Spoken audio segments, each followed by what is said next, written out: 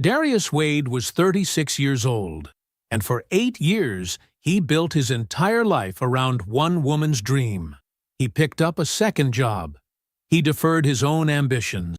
He made flashcards by hand at midnight because they couldn't afford a working printer. He watched $214,000 leave his hands and believed every dollar was an investment in their future. On the morning his wife crossed that graduation stage and became Dr. Adrian Wade, Darius was first on his feet. Then she pulled him into a hallway, reached into her white coat pocket, and handed him a sealed envelope, divorce papers, pre-signed, already filed. She walked back into her own celebration before he could speak.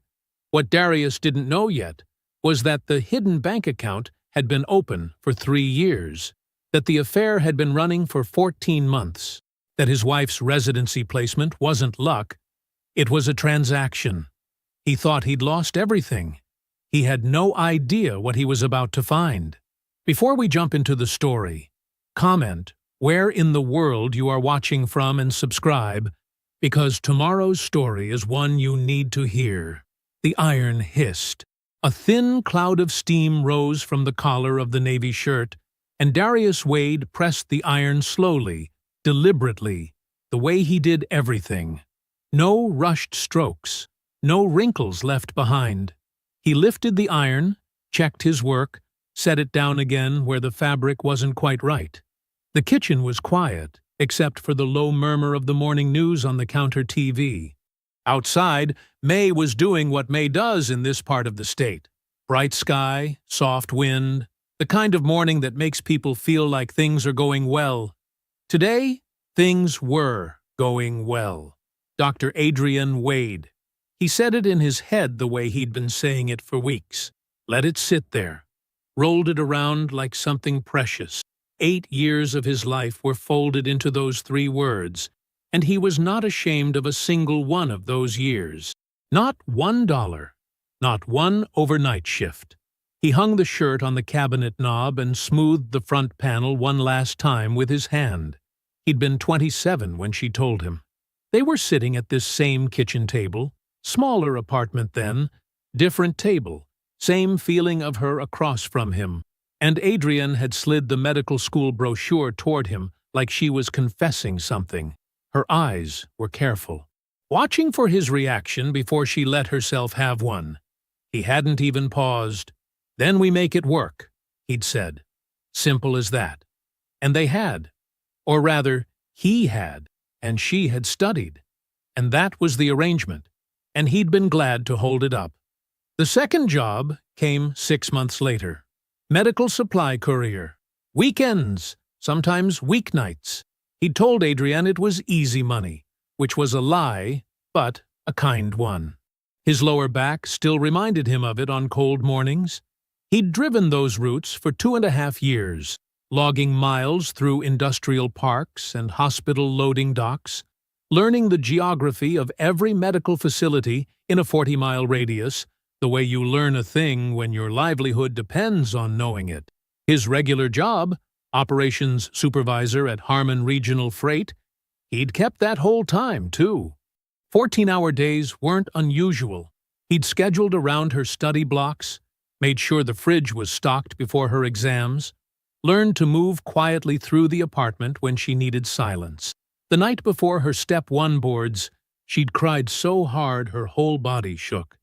Not soft crying, the kind that comes from somewhere deep and frightened. He'd sat on the edge of the bed and rubbed her back, and when she finally went still, he'd gone to the desk and started writing. The printer was broken, had been broken for 2 weeks. Repair costs were $80 they didn't have. So he'd made the flashcards by hand, 214 of them.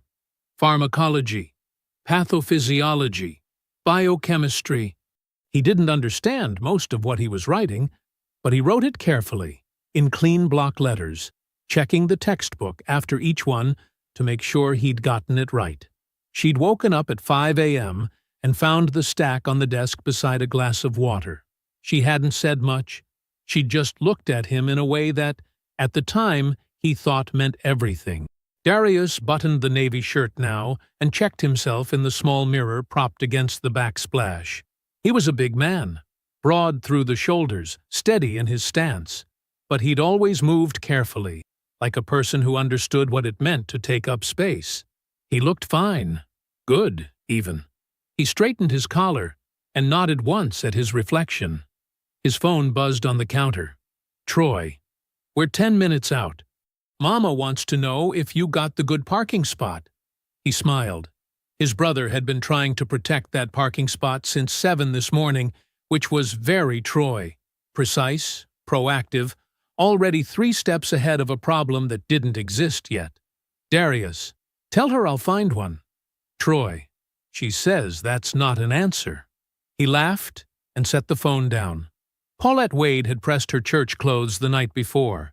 He knew because she'd called him while she was doing it, talking about the ceremony, about how she planned to be on her feet the moment Adrienne's name was called. That's my daughter up there, she'd said. Far as I'm concerned, she is. That had sat warm in his chest all night. There was one thing he hadn't let himself look at too closely. Since match day, since the afternoon the residency results came in and Adrienne had gotten her placement, she had seemed different. Not unhappy. Almost the opposite. Lighter, somehow. Like a woman whose bags were already packed and sitting by the door, and she was just waiting for the car to arrive. He'd noticed it the way you notice a sound you can't quite identify. There, then gone, then there again. He'd told himself it was relief. Excitement! The finish line after 8 years. Of course, she seemed different. He picked up the flowers from the counter, yellow and white, her favorites, and headed for the door. Today was her day. He was going to make sure she knew he knew that. The drive to the university was 22 minutes. He took it at an easy speed. Windows down, flowers lying on the passenger seat in their paper wrapping, the morning air moving through the car. His chest was full. The university gymnasium had been transformed. White and gold banners hung from the rafters. Rows of folding chairs stretched from wall to wall, already filling up with families dressed in their finest. Mothers in bright dresses, fathers in ties they'd borrowed or bought special for the occasion. The air smelled like perfume and fresh flowers, and that particular human warmth that comes from too many proud people crowded into one space. Darius found Paulette and Troy in the 3rd row. Paulette was wearing her cream-colored dress with the pearl buttons, her good shoes, her hair pressed neat. She stood up when she saw him coming and straightened his collar, even though it didn't need it. "You look nice," she said. "You look better," he told her. Troy was on Paulette's other side, long legs stretched out, already scanning the program. He glanced up at Darius and gave a short nod, a whole conversation in one gesture. "Good. You're here. We're ready." They sat. The row filled in around them. Music started low from somewhere near the stage. When the graduates walked in, Paulette gripped Darius's arm. They came through the side doors in a slow procession. Black robes, gold sashes, faces split wide with relief and joy. Family members leaned into the aisles, phones raised, calling out names. Someone 3 rows back started crying before the first candidate reached the stage. Darius sat very still and watched the door. Then Adrienne was there. She walked the way she always carried herself. Head level, back straight, composed in a way that looked effortless because she'd practiced it into instinct. Her name was printed in the program. Adrienne C. Wade, M.D. She was smiling at the crowd without focusing on any one face. When she crossed the stage and the dean spoke her name into the microphone, Dr. Adrienne Wade. Darius was on his feet before the words were fully out. He clapped until his palms stung. He didn't care who saw. Paulette was beside him, one hand over her mouth, the other reaching for his elbow. Troy clapped steadily, chin up, watching his sister-in-law accept her hood, with the quiet satisfaction of a man watching a long investment pay out. On stage, Adrienne looked briefly toward their row. She smiled. It was the right smile for the moment.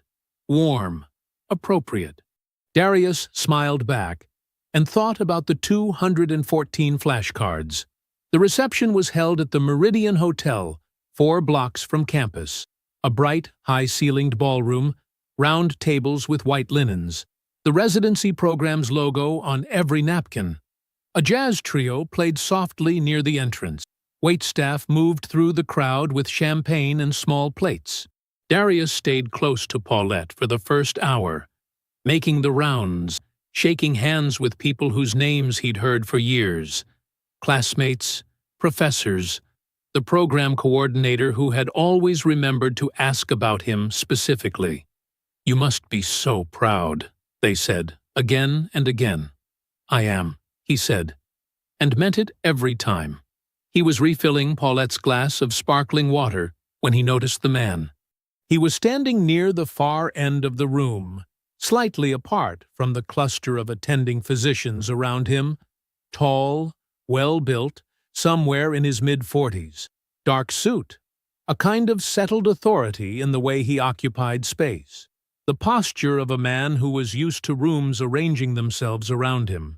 He was watching Adrian, not the way a proud professor watches a graduating student, not with professional satisfaction, with something quieter than that and more specific, a quality of ownership that wasn't about the degree or the occasion.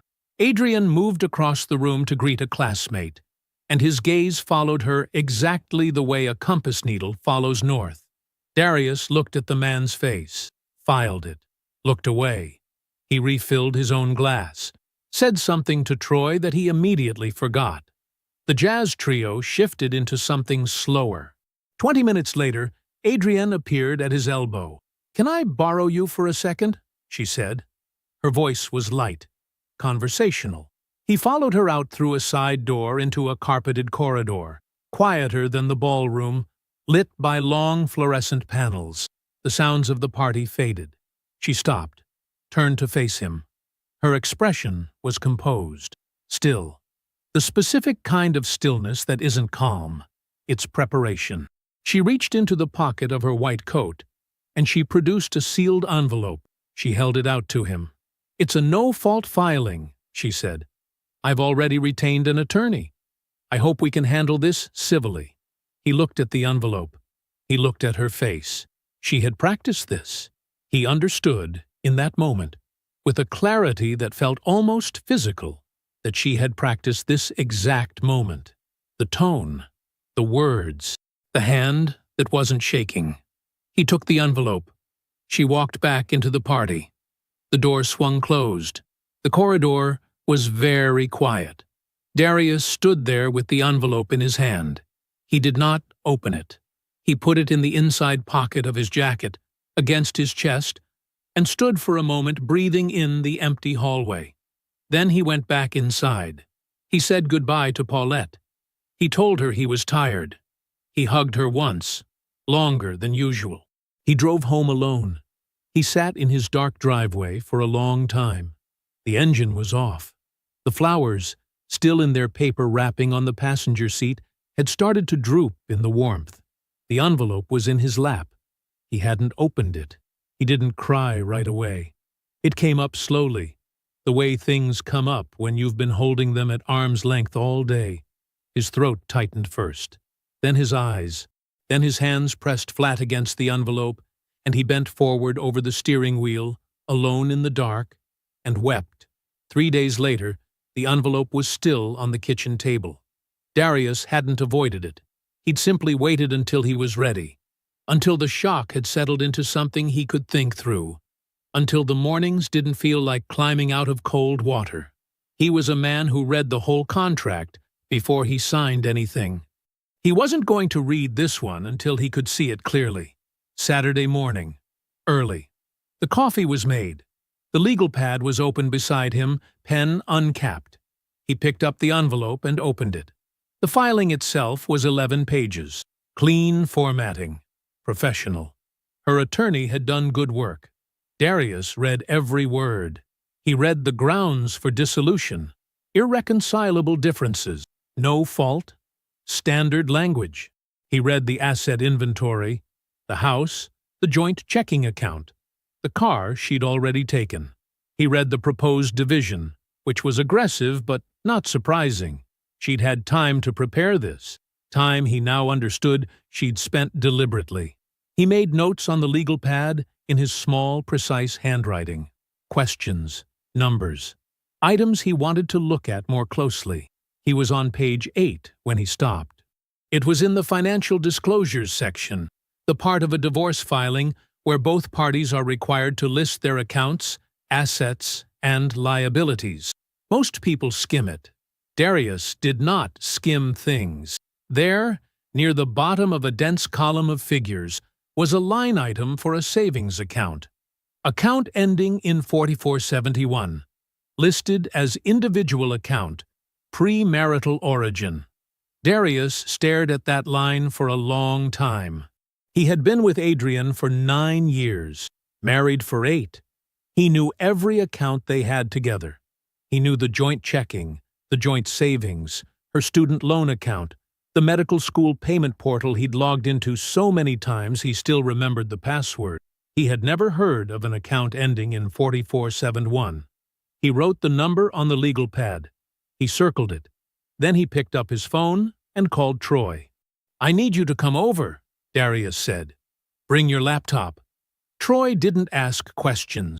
He was there in 30 minutes.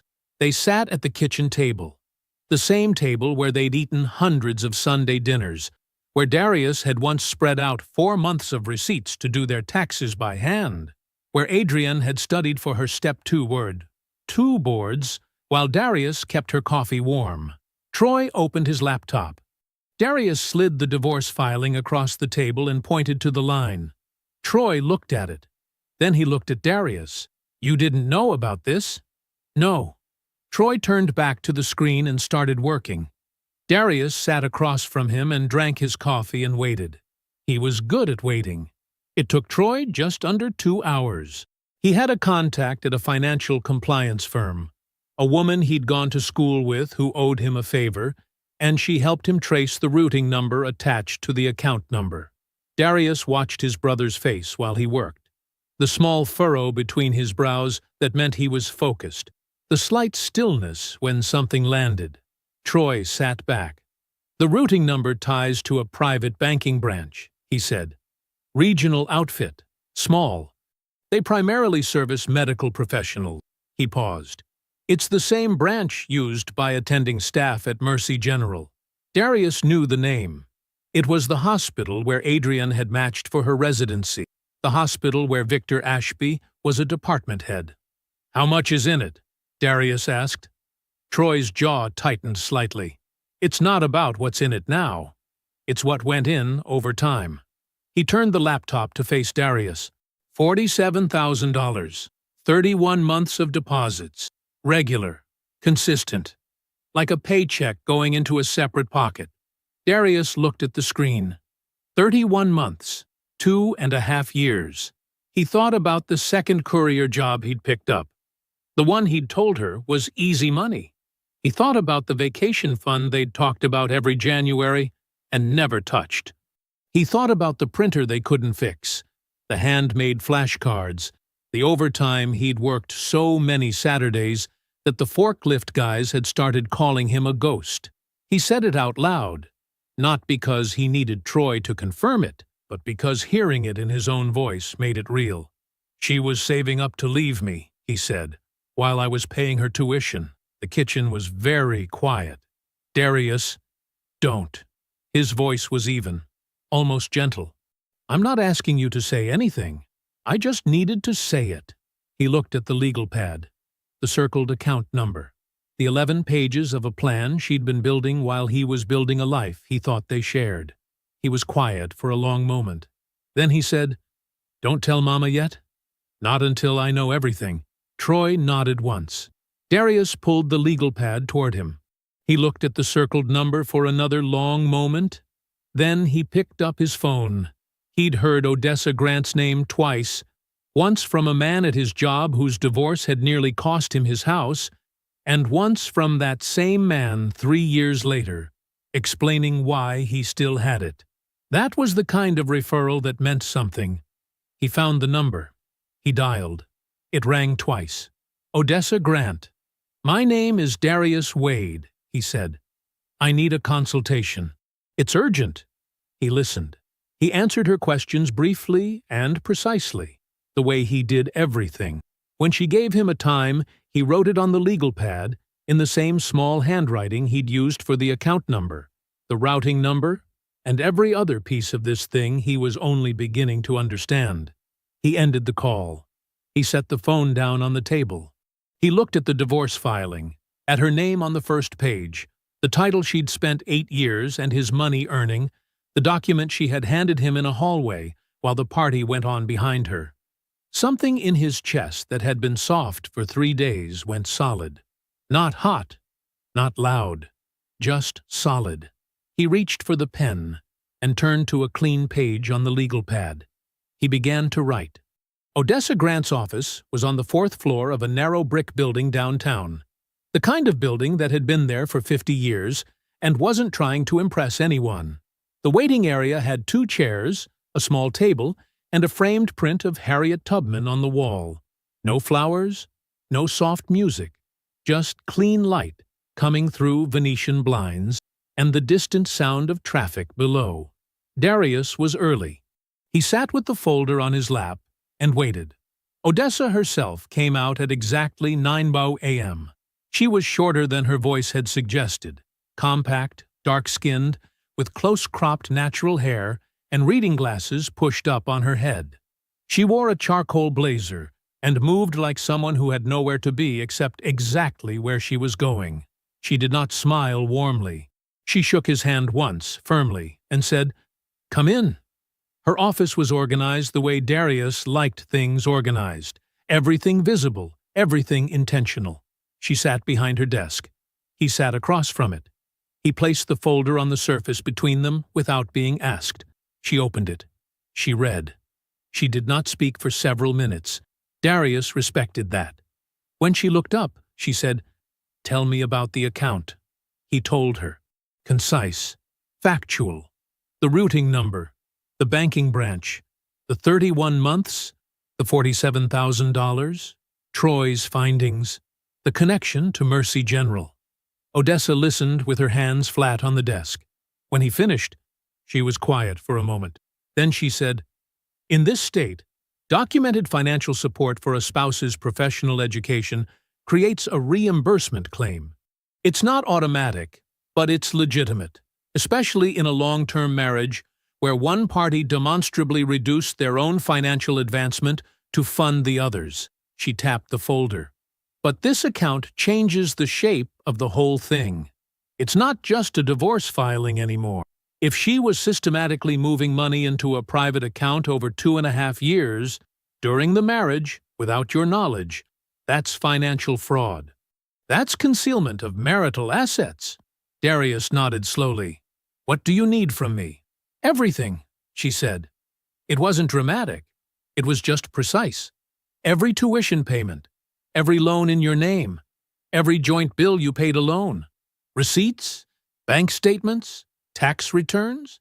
If you wrote a check for it or your name is on the account, I need to see it. We're going to build a number. How long do I have? I want it within the week." He stood, picked up the folder and said, "You'll have it." He and Troy spent 4 evenings at the kitchen table. Troy brought his laptop and his professional patience. Darius brought 8 years of records he'd kept in a filing cabinet in the spare bedroom. The organized kind, labeled and sorted, because that's how he'd always been. Every January he filed the year away. He had never imagined this was why. They pulled everything. Tuition payments to the medical school, 4 years of them, each one documented, most of them coming directly from Darius's accounts. The federal loans that had been taken in his name because her credit, early in the marriage, wasn't strong enough to carry them alone. The monthly bills, utilities, insurance, groceries, the car note, during every rotation year when her stipend barely covered her student fees. Troy built the spreadsheet. Darius fed him the numbers. The total climbed slowly. the way something large reveals itself, not all at once, but in steady increments that become impossible to ignore. On Thursday night, Troy stopped typing. He looked at the screen for a moment. $214,000, he said. Darius looked at the number. He didn't say anything. He just looked at it. The sum of 8 years reduced to digits on a screen. The second job, the vacation fund, the flash cards, the overtime Saturdays, the printer they couldn't fix. $214,000. He wrote it on the legal pad and underlined it once. Adrian came for the rest of her things on a Tuesday. Darius was at work. He'd known she was coming, her attorney had given notice, and he had chosen deliberately to be gone. He came home that evening to a house that was noticeably lighter. Certain shelves bare, the hooks by the door missing her coat, her reading chair gone from the corner of the bedroom. On the kitchen counter, she'd left a note, folded once, his name written on the outside in her clean, precise handwriting. He opened it. Darius, thank you for everything. I hope you know that none of this takes away from what we had. A. He read it twice. Then he set it down and went to the spare bedroom to finish clearing the filing cabinet she'd left behind. A 2-drawer unit she'd used for her own paperwork during school. The top drawer was empty. The bottom drawer had a hanging folder with a few old documents, her undergraduate transcripts, a copy of her MCAT scores. In the back of the folder, tucked flat against the cardboard, he found 2 things: a hotel key card, white, unmarked, the kind that could have been from anywhere, and behind it, a birthday card. The front had a simple design, clean, expensive-looking. He opened it. The handwriting inside was not his. To the future, Dr. Wade, I'll make sure you get everything you deserve. V. The date was printed at the top in Adrienne's handwriting, the way she always marked cards before she filed them. 14 months ago. Darius stood in the spare bedroom for a long moment. The light was on. The filing cabinet drawer was still open. The card was in his hands. He set the card on top of the cabinet. He took out his phone. He photographed the card. He photographed the key card beside it. He photographed them together. His hands were steady throughout. His face gave nothing away. He put his phone back in his pocket. Darius was at Troy's apartment by 8 in the morning. He didn't call ahead. Troy opened the door in a t-shirt and socks, took one look at his brother's face, and stepped aside. They sat at Troy's small dining table, the one that doubled as a desk, covered in neat stacks of folders, and a second monitor Troy used for overflow work. Darius laid his phone on the table and pulled up the photographs. Troy studied them without touching the phone. The key card first, then the card. He read Victor's handwriting slowly, then looked at the date Adrian had marked in the top corner. 14 months, Troy said. Yeah. Troy leaned back. He was quiet for a moment. Then he opened his laptop. Give me a minute. It didn't take a minute. It took less. Victor Ashby wasn't hard to find. He had a faculty profile on Mercy General's website. Department head, attending physician, 12 years at the hospital. He had a published research bio and a professional photo taken in front of a window with soft institutional lighting. In it, he looked exactly the way Darius remembered him from the reception. Composed, polished, a man who moved through rooms assuming they would rearrange themselves around him. Troy clicked through to the hospital's residency program page, and there it was. He's on the selection committee, Troy said, his voice going flat. He turned the screen toward Darius. The Internal Medicine Residency Committee. He's been on it for 3 years. Darius looked at the screen. He looked at the list of names. Victor Ashby was second from the top, the same program Adrian had matched into. He sat with that for a moment. He could feel the shape of something clicking into place, the way a number in a spreadsheet resolves when the last entry is entered and the sum finally makes sense. Can you find when she applied? Darius asked. Troy was already typing. This part took longer.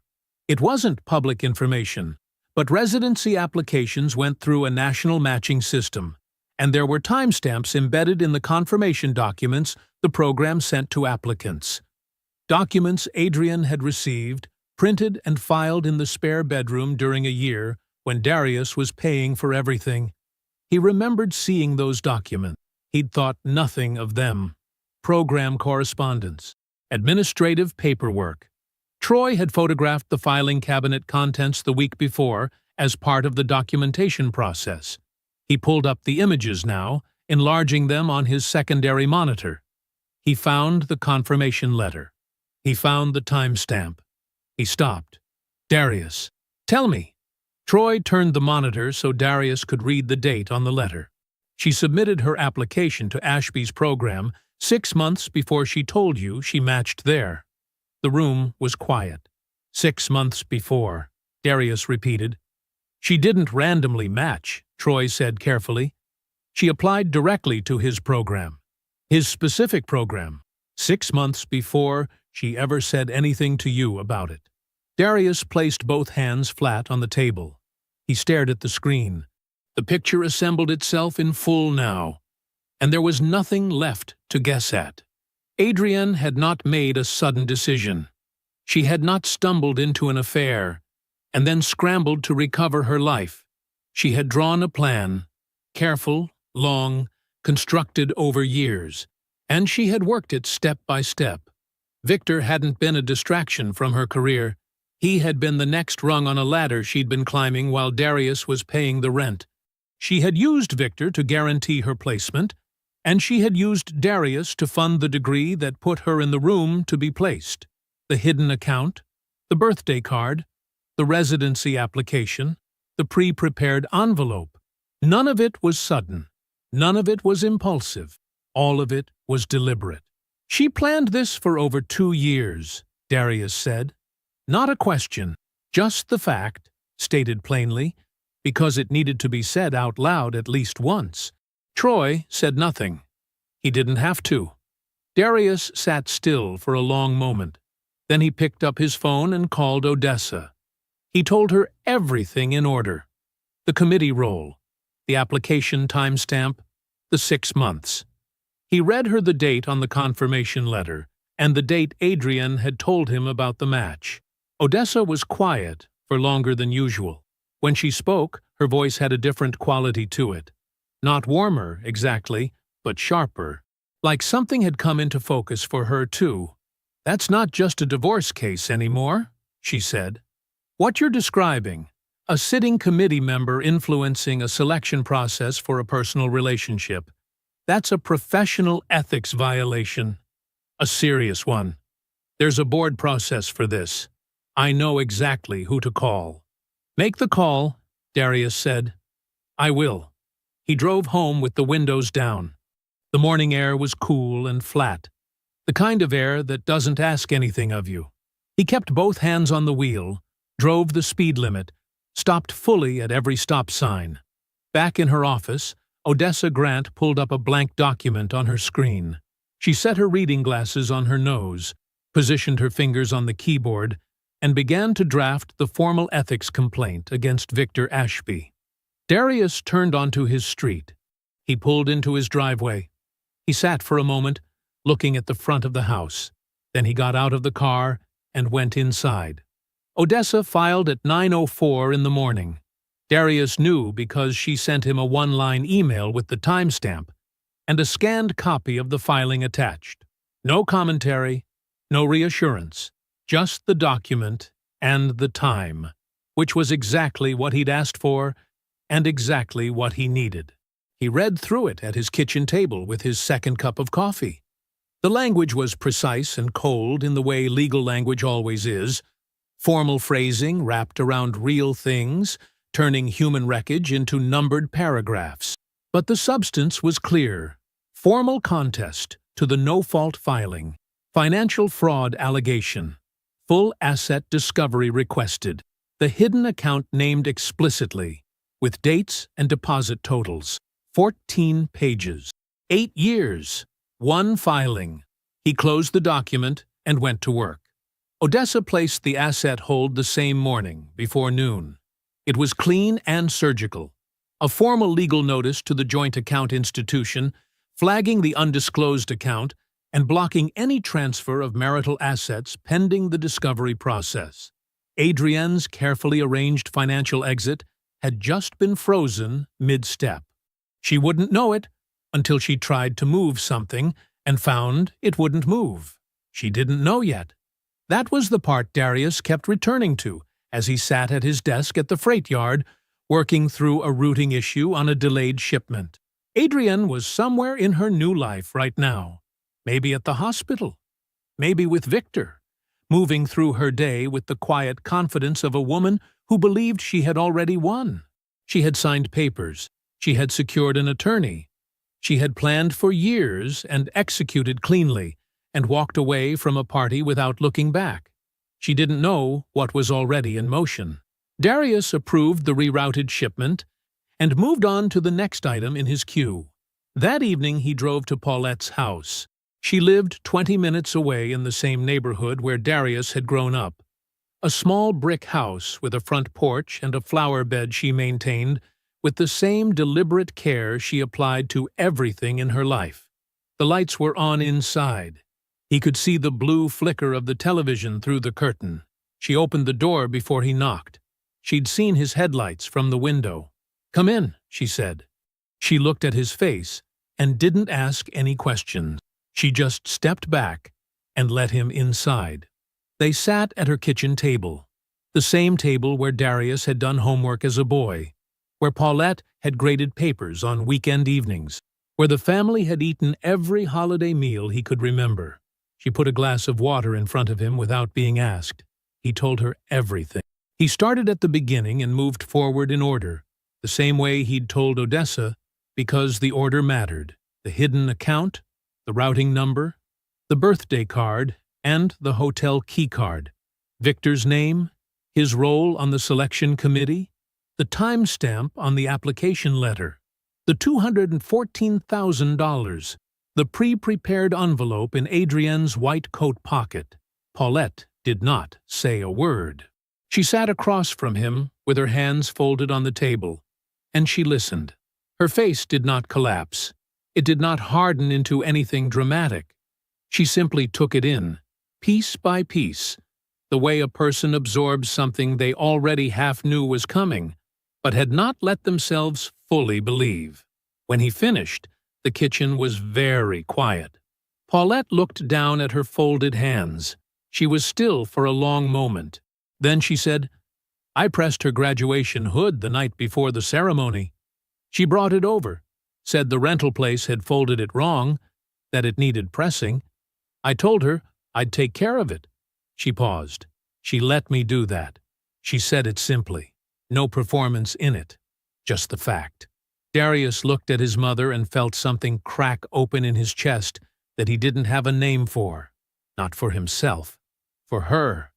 Because she had loved Adrienne the way she loved her own, completely, without reservation. And Adrienne had sat in this kitchen and handed her the hood to press and said thank you and driven home to finish packing. "Mama?" "No," Paulette said, gently but firmly. She looked up at him. Her eyes were clear. "Whatever you need from me, you have it." That was all she said. She did not pick up her phone and call Adrienne that night. She did not send a message. She did not reach out through church friends or family to say her piece. She simply went quiet. Completely and permanently quiet. In the direction of a woman she had once ironed a hood for. 2 days later, Darius's phone rang. Adrienne's name on the screen. He let it ring once more, then answered. "There's a legal hold on our accounts." Her voice was controlled but tight at the edges, the first note of alarm he had ever heard in it. "I need to know what's going on." Darius leaned back in his chair. "I've retained an attorney," he said. His voice was even, unhurried. "I'm looking forward to the discovery process." He ended the call and set the phone face down on the table. The call came at 7:22 in the morning.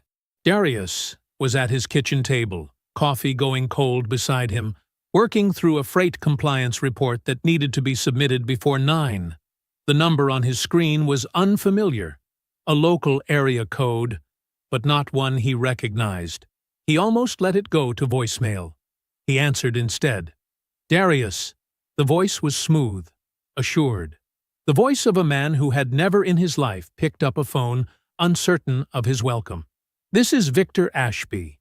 I'm calling because I think it's time you and I had a direct conversation. Man to man. Darius said nothing. He reached across the table and pressed the small red circle on his recording app.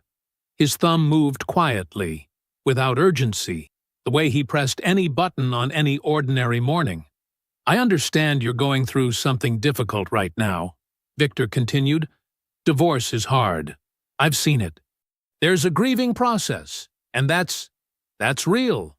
And I respect that. A brief pause, calibrated to suggest empathy.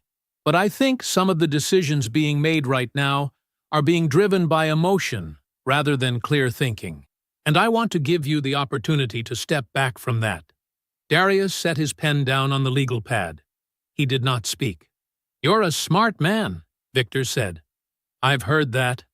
Adrian always spoke highly of you. And smart men know when a situation is, let's say, above the level where it needs to be. You've filed some paperwork. That's your right. But there are people involved in this, professionally, who have worked a long time to build what they've built. Another pause. Physicians, hospital administrators, people with long memories. A man in your position, in your field, should think carefully about the relationships he chooses to complicate. There it was. Darius heard it clearly. Not a threat shaped like a threat. A threat shaped like advice. The kind that left no fingerprints, designed to land softly enough that the man saying it could later claim he'd only been trying to help. I hear you, Darius said. His voice was flat, polite, completely neutral. I'm glad, Victor said, and Darius could hear the small satisfaction in it, the assumption of leverage confirmed. I think if we all approach this reasonably, there's a path forward that doesn't have to get messy for anybody. Adrian wants to move on. You deserve to move on. The legal back and forth, the filings, the holds.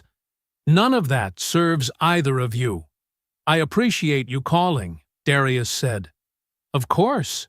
I just think I'll be in touch, Darius said. He ended the call. He sat for a moment with his hand resting on the phone. Outside, a garbage truck moved slowly down the block, its mechanical groan loud and then fading. The kitchen was quiet again. He opened his email, attached the recording file, and typed a single line to Odessa Grant. Call me when you have a few minutes. I have something for you. Her response came 40 minutes later. On a call. Give me 20. She called in 15. Darius played her the recording over the phone without commentary. He listened to it again himself while she listened. Victor's smooth cadence, the rehearsed empathy, the soft edge of the threat tucked inside the word carefully. When it ended, Odessa was quiet. Then she said, "Play it again." He did. When it finished the second time, he heard her exhale, slow and deliberate, like a person setting something down carefully so they didn't drop it. Single-party consent state. Yes, Darius said, and he called you unsolicited. 7:22 this morning. Okay, she was already moving. He could hear it in her voice, the shift into motion. I'm going to finish my current call, and then I'm going to contact the Ethics Board's intake line. What he just did, using a personal call to discourage a complainant from pursuing a legitimate legal and ethics process, that is its own violation, on top of everything we already have. A brief pause. He just handed us the thread, Darius. He didn't know he was doing it, but he did. Darius said nothing. The complaint is now formally active as of this call. Odessa continued. I'll have everything submitted to intake by end of day. And once the hospital's legal team gets wind of what's in this complaint, and they will, they're going to start calculating their own exposure. A department head on a residency selection committee, documented personal relationship with a candidate, and now a recorded call attempting to interfere with proceedings. She paused again. They will not protect him. It will not be worth it to them. All right, Darius said. Everything is in position, Odessa said. The Discovery Conference will be scheduled within the next 2 weeks. I'll send you the date as soon as it's confirmed. I'll be ready, Darius said. He ended the call. He set the phone down on the table. He pulled the laptop toward him, the one with the browser tab he'd opened 3 days ago and hadn't closed, the Executive MBA application. He'd been filling it out slowly, in the quiet hours, a section at a time. He found his place on the page and kept writing. The conference room was on the 14th floor of a glass office building downtown, and it had the kind of silence that felt deliberate. Thick carpet, no windows that opened, air that smelled like recycled cold. A long table ran down the center of the room. 8 chairs, 4 on each side. Darius arrived first. He wore the same navy shirt from graduation day. He had not planned it that way. He had reached into the closet that morning, and his hand found it, and he had put it on without ceremony, the way he put on anything. He sat down on the left side of the table and set a single manila folder in front of him. He did not open it. He folded his hands and waited. Odessa arrived 2 minutes later, rolling a small case behind her. She set it beside her chair, placed a neat stack of folders on the table, and looked at Darius once. "You good?" she said. "I'm good," he said. She nodded and opened the first folder. Adrian and her attorney arrived at 9:10. The attorney was a compact man in a gray suit, competent-looking, organized, carrying his own stack of documents. He sat down across from Odessa without making eye contact and arranged his papers carefully. Adrian sat across from Darius. She was wearing a dark blazer. Her hair was pulled back. She looked exactly the way she always looked, composed, precise, as though she had already decided how this meeting would go and was simply waiting for everyone else to catch up. She did not look at him when she sat down. He looked at her. Odessa opened the proceeding without warmth or delay. "We're here because your client filed a no-fault divorce petition that misrepresented the marital financial picture," she said to the opposing attorney. "I'm going to walk through the documentation. I'd ask that you hold questions until I'm finished." She laid the first sheet on the table and slid a copy across. Documented financial contributions from Darius Wade to the marital unit over 8 years. Tuition payments? Private loans in his name? Household expenses carried solely on his income. Total, with supporting receipts and bank statements, $214,000. The opposing attorney looked at the page. He didn't move. Second item. Odessa placed another document on the table. A separate savings account in Adrian Wade's name, not disclosed in the original filing. The account was opened 31 months ago. At time of discovery, it held $47,000. The routing number traces to a private branch used primarily by physicians and staff at Mercy General Hospital. Adrian's attorney looked up from the page. He looked at Adrian. She did not look at him. Third item. A photograph, printed cleanly. A birthday card recovered from a filing cabinet left in the marital home. The card is signed by Victor Ashby and dated 14 months ago. The language in the card references Dr. Adrian Wade by her future title, before she had completed her degree. The room was very quiet. Fourth item. Odessa set down a printed timeline. Application records showing that Adrian Wade submitted her residency application specifically to the program headed by Victor Ashby. 6 months before she informed her husband she had matched there. She did not match randomly. She applied directly. At the time of application, she and the program director had an existing personal relationship. The opposing attorney set his pen down. He set it down slowly, the way a person sets something down when they need both hands free to think. Fifth item. Odessa pressed a button on a small device on the table. A phone call placed by Victor Ashby to Darius Wade at 7:22 a.m. 10 days ago. Recorded under single-party consent, which is legal in this state. The call has been submitted as supplemental material to the Active Ethics Board complaint. Victor's voice filled the room, smooth and assured. A man in your position should think carefully about the relationships he chooses to complicate. Odessa stopped the recording. Adrienne looked at the table. Darius watched her. He watched the stillness leave her face. Not all at once, but in layers, the way ice cracks before it gives. Her jaw tightened. Her eyes moved without landing on anything. It was the first time he had ever seen her not know what to do next. He leaned forward slightly. "You planned this," he said. His voice was low and even. "While I was working doubles to keep your lights on. While I was making flashcards by hand because we couldn't afford a printer. You were planning." He paused. "I just need you to know that I know every piece of it. All of it." She didn't answer. She didn't look at him. Her attorney cleared his throat and said, "I'd like to request a brief recess." "No," Odessa said simply. She reached into the folder and produced a clean, tabbed document. "I have a settlement on the table. It's non-negotiable, and your client should read it carefully." She slid it across. The terms were clean and without mercy. Full reimbursement of $214,000, structured across 7 years from Adrienne's physician salary. Forfeiture of all claims to the marital home. No spousal support in either direction. Full mutual release upon completion. Adrienne's attorney read it once. Then he read it again. Then he leaned slightly toward Adrienne and spoke quietly, close to her ear. Darius could not hear the words. He didn't need to. He watched Adrienne's face while her attorney spoke. He watched the last calculation she was running. The same sharp, tactical intelligence that had built the plan that brought them here, now turned toward the wreckage of it, looking for a way out that wasn't there. Her attorney leaned back. She picked up the pen.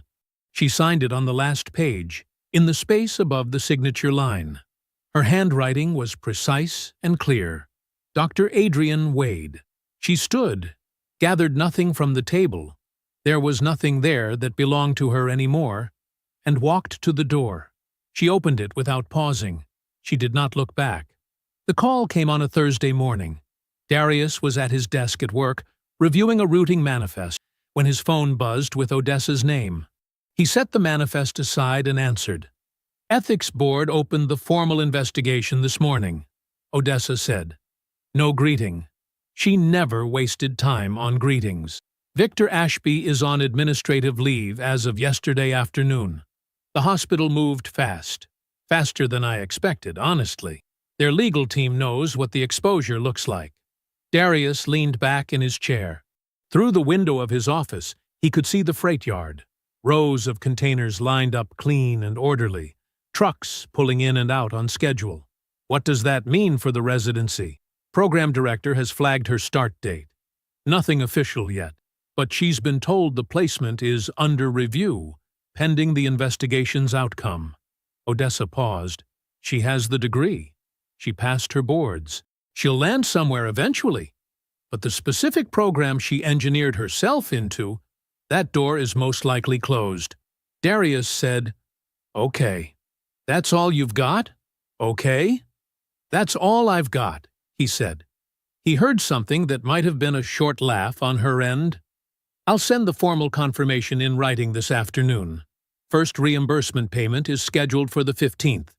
Make sure your account information hasn't changed." "It hasn't," he said. "Thank you, Odessa." "Do good things with it," she said, and hung up.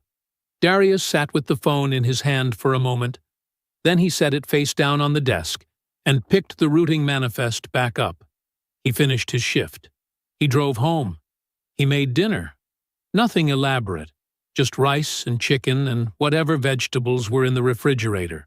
He ate at the kitchen table with the news on low in the other room, and his MBA coursework open beside his plate. He slept well that night.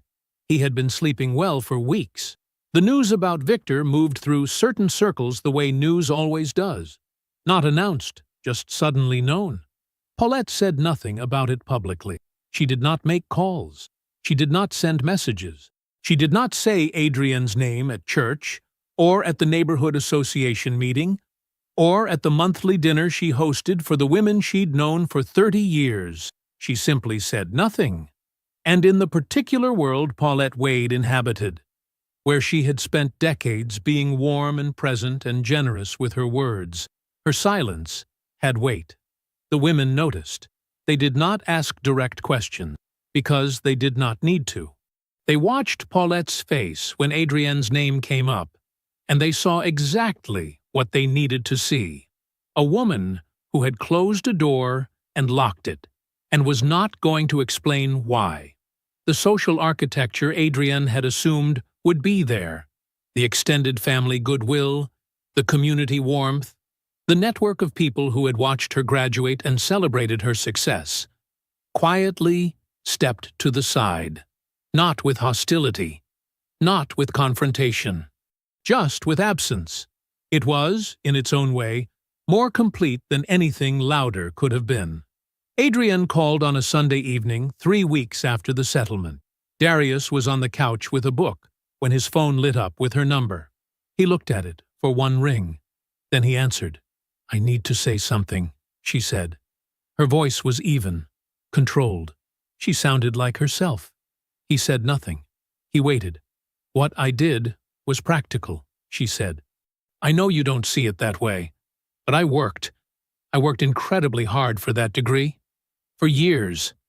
Every exam, every rotation, every overnight shift in that hospital. I earned it. Whatever else happened between us, I earned that." Darius looked at the far wall. He let her finish. "I just think you need to understand that," she said. "I'm not a bad person. I made calculated decisions, and I worked hard, and I built something real." There was a pause. She seemed to be waiting for him to respond. To argue, maybe, or to agree, or to finally let some of the feeling out that she had always expected was underneath his quiet. He didn't give her any of it. "You earned it," he said. His voice was calm and flat as a table. "I paid for it, and now you're paying me back." He let that sit for exactly 1 second. "We're square." She didn't say anything. "Take care of yourself, Adrienne," he said. He ended the call. He set the phone down on the cushion beside him and picked his book back up. Found his page. The evening was quiet. The house was his. Every room, every piece of furniture, every inch of it, and the quiet in it felt different than it used to. Not empty, just still. He read until he was tired. Then he turned off the lamp and went to bed. He never spoke to her again. 14 months. That was how long it had taken the kitchen table to feel like a kitchen table again. Darius sat at it now. Early morning, the sky outside still gray and soft at the edges, coffee steaming in the mug beside his elbow. His MBA coursework was spread in front of him. A highlighter, a legal pad with notes in his own handwriting.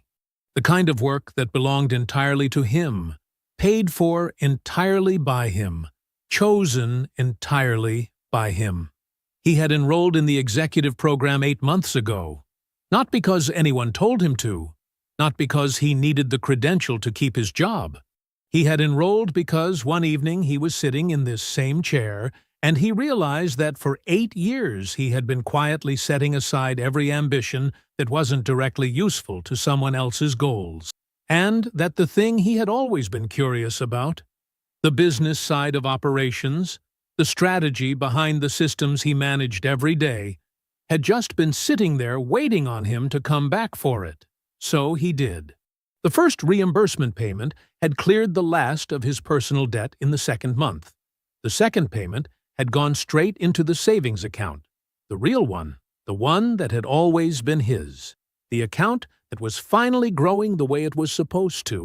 The house had been his on paper for 14 months. But it had taken a little longer than that for it to feel true in his body, the way he moved through it in the morning, unhurried, without the low-grade awareness of someone sharing space with a person who had already left. Now it just felt like home. Troy had been promoted in the spring, senior associate, which meant better hours and a small team of his own to manage. He had called Darius from the parking lot right after he found out, and Darius could hear him grinning through the phone before he even said a word. Sunday dinners at Paulette's had become a fixed thing. Every week, without planning, Darius would pull up and Troy's car would already be in the driveway, and he could smell whatever Paulette had made before he even got to the door. There was no performance to it. No one was on their best behavior. No one was managing the energy in the room. It was just the three of them at the table, talking about nothing, talking about everything. Darius had thought about that more than once, how much quieter those dinners felt now, and how that quietness was actually the sound of a room that wasn't working around something. The table felt like what it had always been supposed to be, simple, loud sometimes, comfortable all the time. He had met someone. Her name was Renata. She worked in hospital administration. The irony of that had not escaped him, or Troy, who had made exactly one joke about it and then let it go. She was easy to talk to. She laughed fast, and it was real when she did. They had been seeing each other for about 5 months, and it was careful and unhurried, and nothing like the full-force feeling he had thrown himself into at 27. That was fine. That was actually better. He was in no rush to be anywhere he hadn't chosen carefully.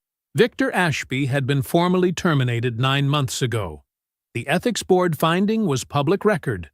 Misuse of professional authority. Inappropriate influence over residency selection. The hospital had made it clean and quick because the alternative was messier than they could afford. Victor was appealing, which meant his name and the full account of what he had done would live in legal documents and public filings for years. Every appeal, every continuance, another entry in the public record. He had called Darius to warn him about making enemies of physicians. Now his name was attached to a finding that would follow him for the rest of his professional life. Adrienne had completed her residency, not at the program she had spent 2 years engineering her way into. That door had closed before she ever walked through it. She had matched, eventually, at a smaller program in a different city. Solid, functional, nothing like what she had planned. She was a doctor. She would always be a doctor. But the life she had built the plan around, the placement, the proximity to Ashby, the clean exit into a world that was already waiting for her, none of it had arrived. She had the degree and the title. She had lost everything else she had tried to take with her. Darius did not think about her often. When he did, it was brief and without heat. Just a fact, filed away. A chapter that had closed. He reached for his coffee and looked around the kitchen. The morning light was starting to come through the window now, slow and pale, touching the countertops, the floor, the table he had sat at through the worst of it, and was sitting at still. He looked at his notes. He looked at the coursework. He looked at the room that was entirely, legally, completely his. Then he picked up his highlighter and went back to reading. He had paid for her future. Turned out, he'd been paying for his own all along. I hope you enjoyed that one. Be sure to like the video and subscribe so you don't miss the next story. I've picked out 2 more for you that I think you'll really like.